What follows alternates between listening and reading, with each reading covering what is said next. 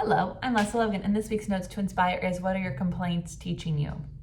So, I think that one thing you'll learn about me if you hang around with me more than a few times is that complaints are something that I like to explore with myself and with others when I hear them happen more than once.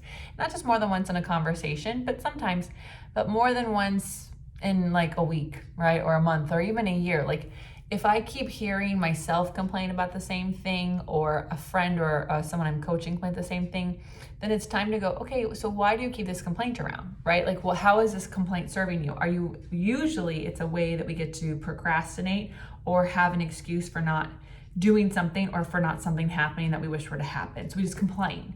Well, there's not enough, insert something here, time, money, clients, energy, because of such and such, right? But the reality is if you actually like address, well, what is this such and such, and why are you waiting? Why does that have all the power? And what are other things you could do? And how could you adjust your behavior or your boundaries around that person? Then that complaint goes away, and then you free up all this brain space and time. I know it sounds too good to be true, but it's possible.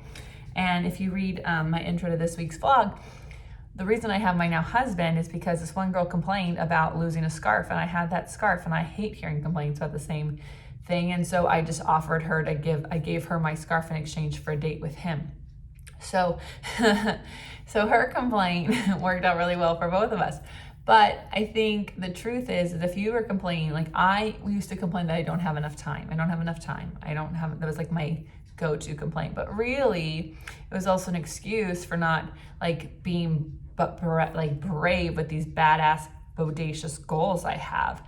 And so when I got rid of my car so that I could sit in Ubers and work in the back seat, I had all this time.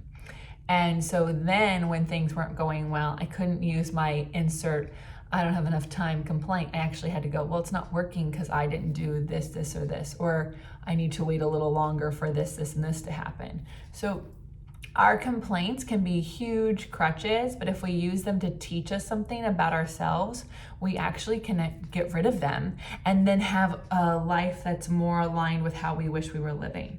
So this week, how can you address the complaints you have more than once? And how will you try to change that so you can get rid of that complaint? I would love to hear your complaint, your consistent complaint in the comments below. Let's see if we can get rid of them, right? Wouldn't that be so fun? I think so. Thank you so much for watching this. And for more videos from me, make sure you subscribe to this channel.